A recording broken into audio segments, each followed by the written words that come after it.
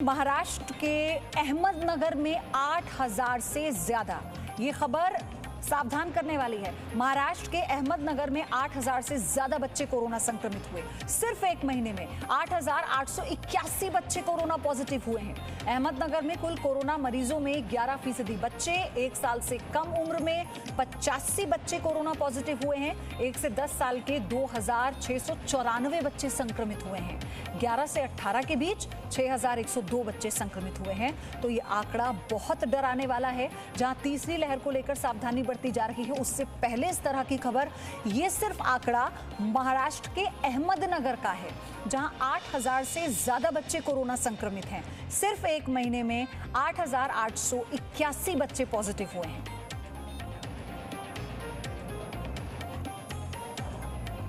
किरण मेरे सहयोगी हमारे साथ जुड़ चुके हैं। किरण, अभी तो तीसरी लहर को लेकर तमाम इंतजामातों की बात की जा रही थी, उसके डर को लेकर सावधान किया जा रहा था। अहमदनगर में 8,000 से ज्यादा बच्चे पॉजिटिव, ये आंकड़ा डराने वाला है। सही बात है। बहुत दिनों से ये जो बच्चों को संक्रमण होने की जो आंकड़ेवारी वो हर दिन बताई जा रही है, लेकिन पिछले महीने की जो आंकड़ेवारी है वो सामने आ चुकी है और उसमें अहमदनगर जो है वो सबसे आगे है। 8,881 से ज़्यादा लोग संक्रमित वहाँ पे हुए हैं।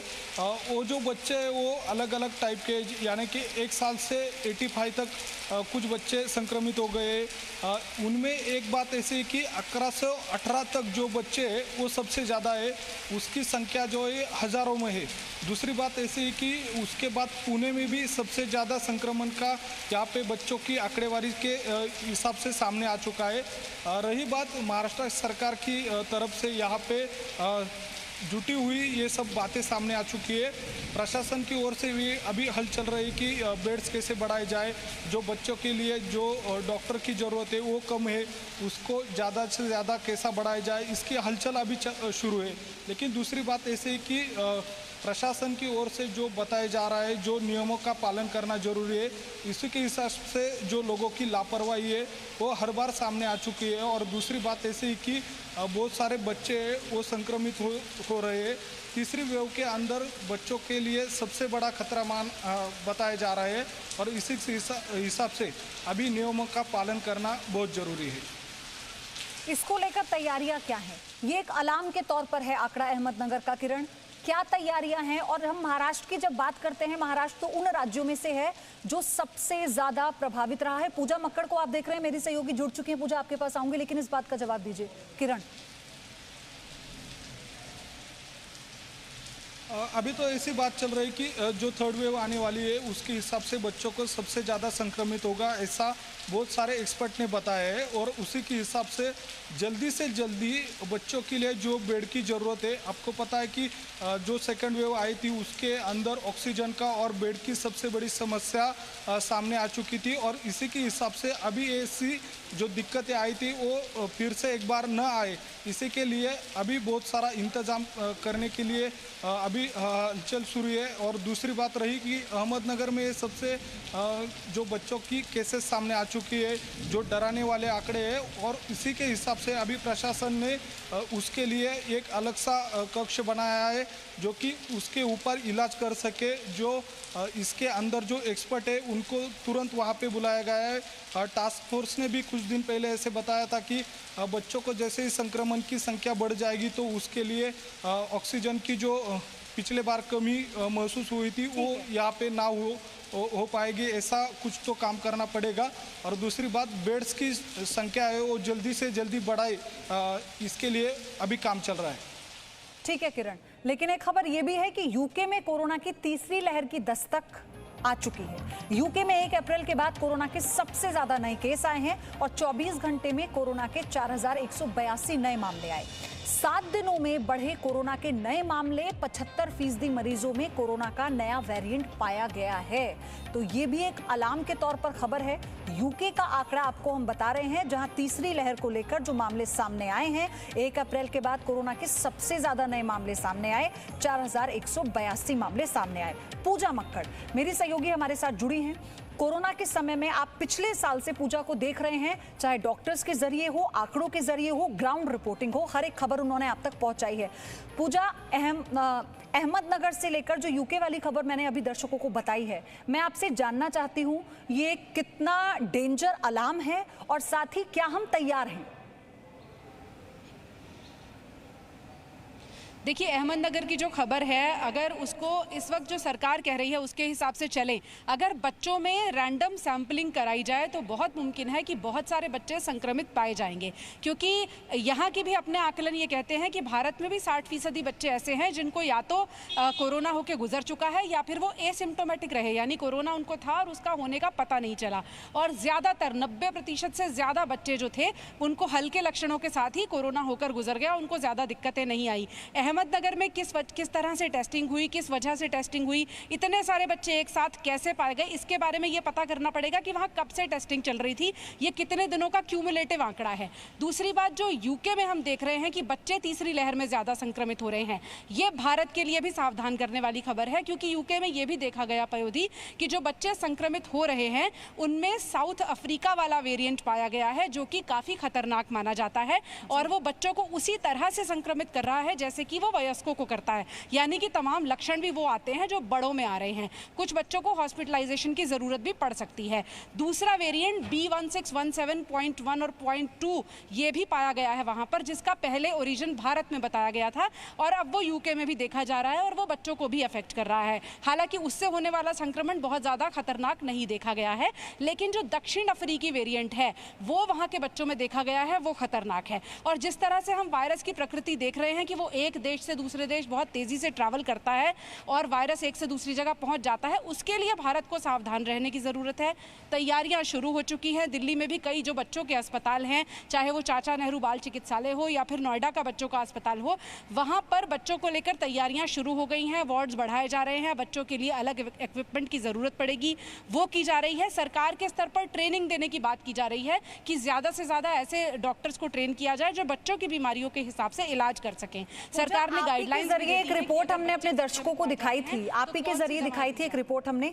पहला तो ये आप अहमदनगर की जो बात कह रही थी, जो आंकड़ा हम बता रहे थे, आपने कहा ना वो कब तक का है, तो वो ये 1 महीने का आंकड़ा है जो अभी हमने बताया, जो हमारे सहयोगी किरण हमें बता रहे थे। दूसरी बात पूजा, ये एक रिपोर्ट के जरिए हमने दर्शकों को बताया था कि कैसे डॉक्टर्स, जो सीनियर डॉक्टर्स हैं, उनका भी ये मानना है कि बच्चों को लेके जो स्पेशलिस्ट हैं या जो चाइल्ड केयर स्पेशलिस्ट हैं वो इंडिया में बहुत कम हैं उनको। और सबसे बड़ी बात, बच्चों की साइकोलॉजी समझना, उनके पेरेंट्स के साथ कोऑपरेट करके बच्चों का इलाज करना, ये अपने आप में एक बहुत बड़ा चैलेंज होने वाला है, चुनौती होने वाला है। तो इन सब चीजों को लेकर भी हमें काम करना होगा। क्या इसको लेकर पूरी तैयारी है? क्या इसे लेकर कोई मैप बनाया गया है? बिल्कुल पयोधी, ये एक चुनौती रहेगा भारत जैसे देश के लिए, क्योंकि हमने बड़ों के केस में ये देखा कि दवाएं देकर एक्सपेरिमेंट करके देखा गया, चाहे वो प्लाज्मा थेरेपी हो, चाहे रेमडेसिविर हो, चाहे टॉसिलिजुमैब हो, ये दवाएं कितना काम कर रही हैं कितना नहीं, इनको ना जानते हुए भी वो खतरा मोल लिया गया कि ये कोरोना का इलाज कर पाएंगी और कुछ मरीजों में उसके अच्छे परिणाम देखे गए। बच्चों के केस में हम ये एक्सपेरिमेंट नहीं कर सकते हैं, इसीलिए सरकार ने पहले ही एक एहतियाती गाइडलाइन जारी की है कि बच्चों को कब कौन से लक्षण पर क्या इलाज देना है, किस तरह का इलाज देना है। इन सबको ध्यान में रखते हुए बच्चों के साथ चलना होगा। और जहां तक बात रही इक्विपमेंट और डॉक्टर्स की ट्रेनिंग की, उसकी इस वक्त सबसे ज्यादा जरूरत है, क्योंकि गांव और दूर दराज के जो डॉक्टर्स हैं वो शायद इतने ट्रेंड ना हो कि जब बच्चे का केस आएगा तो उसे कैसे ट्रीट किया जाए कि खतरा कम से कम रहे। क्योंकि वैक्सीनेशन के टाइम पर भी हमने देखा ग्रामीण इलाकों को लेकर जो मिसकम्युनिकेशन रहा, या फिर कोरोना के इलाज को लेकर भी, और इसी पर सुप्रीम कोर्ट ने आज कई सवाल भी पूछे हैं। ये एक बहुत बड़ा चैलेंज होने वाला है, ये एक बड़ा अलार्म है। पूजा, आपका बहुत बहुत धन्यवाद। किरण, आपका भी शुक्रिया, आप लोगों के जरिए और अपडेट दर्शकों तक पहुंचाएंगे। लेकिन इसी के साथ अहमदनगर के डीएम ने क्या और जानकारी दी है, उन्होंने क्या कहा है, वो आप सुनिए। नगर जिले में मई महीने में टोटल 77,929 इतना पॉजिटिव पेशेंट्स आए थे। ये सब पॉजिटिव आने के बाद में उनके लिए ट्रेसिंग ट्रैकिंग के लिए जो है हमने लिस्ट नीचे सब इंसिडेंट कमांडर यानी कि तहसीलदार के पास में भेज दिया है। उसका अगर एनालिसिस करेंगे तो 77,000 में से 8,881 इतना जो है पेशेंट्स की जो संख्या है वो बिलो 18 ईयर्स की है। उसका हमने बाइफर्केशन करके जो निकाला है 0 to 1 ईयर में 85 है, फिर अप टू 12 ईयर जो है वो 2694 है, और 12 ईयर्स टू 18 ईयर्स जो है वो 6102 है, और टोटल जो है 8800 तक का पेशेंट्स जो है बिलो 18 ईयर्स के है। तो हम बच्चों की बात कर रहे हैं, आपको बता रहे हैं कैसे अहमदनगर में 8000 बच्चे संक्रमित हुए हैं, और जो पहली लहर में सबसे ज्यादा सुरक्षित रहे बच्चे, तीसरी लहर में उन पर सबसे ज्यादा खतरे की आशंका जताई जा रही है। लेकिन अब दूसरी लहर में एक नई बात सामने आई है, मल्टी सिस्टम इन्फ्लेमेटरी सिंड्रोम। ये रिपोर्ट में आप देखिए ये चीज क्या है, क्यों हम इसका जिक्र कर रहे हैं, ये नई फॉर्म क्या आई है।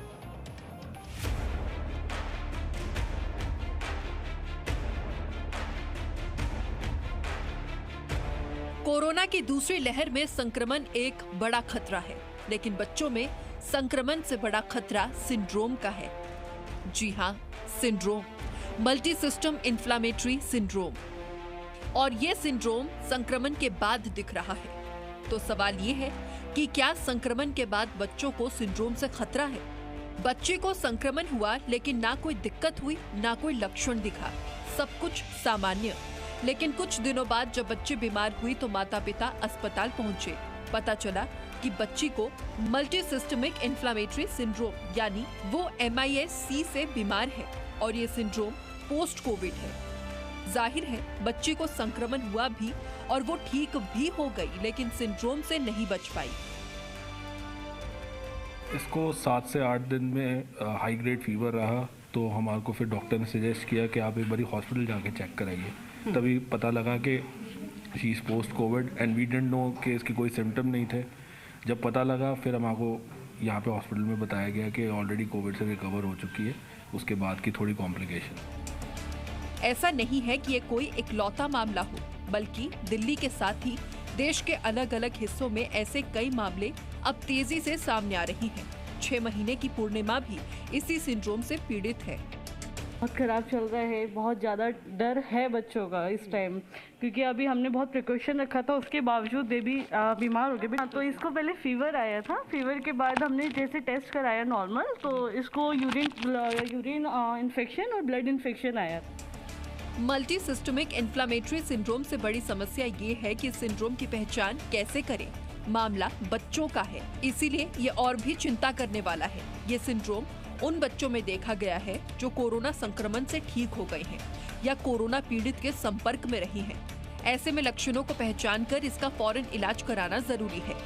MIS-C से पीड़ित बच्चों में खून की नलियों में सूजन, आंखों में सूजन, बुखार, त्वचा लाल होना, पेट दर्द और बहुत थकान जैसी समस्या होती है, और कुछ बच्चों में तो ब्लड प्रेशर भी कम हो जाता है।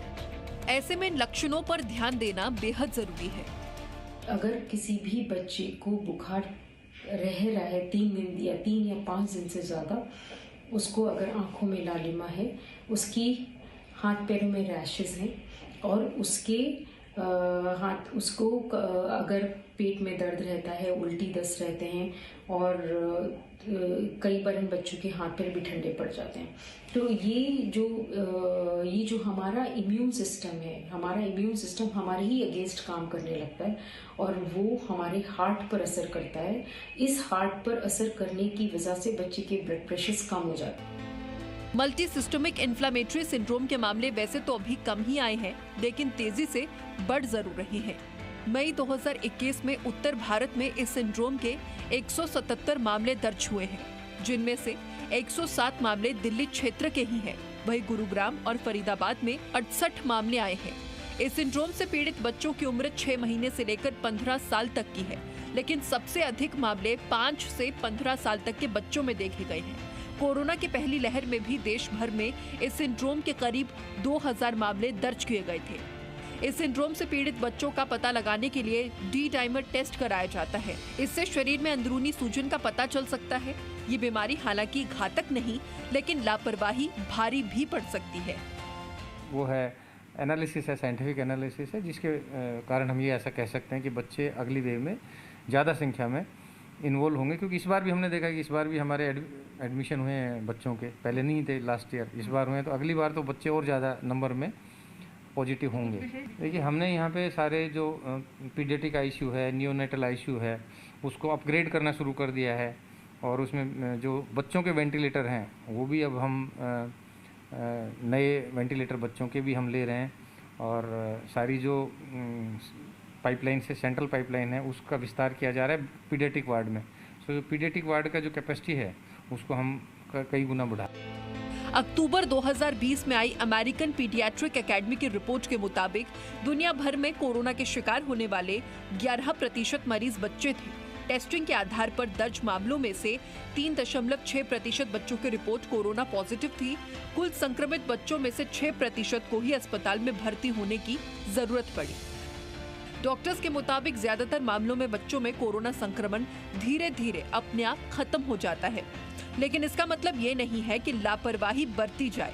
बच्चों को लक्षणों या उनकी सेहत पर नजर रखना जरूरी है ताकि उसके बाद की दिक्कतों का सही उपचार किया जा सके। देखिए एक प्रिंसिपल है मेडिसिन का कि if you can't help you should not harm.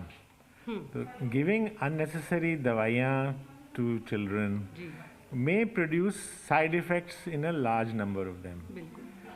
हमें मालूम है कि अभी तक जितनी दवाइयाँ निकली हैं कोविड के लिए उनमें से एक तो पैरासीटामोल बुखार होने पर, और अगर ज़्यादा दिन फीवर रहता है और उसके साथ और कॉम्प्लिकेशंस होती हैं तो हम स्टीरॉयड देते हैं।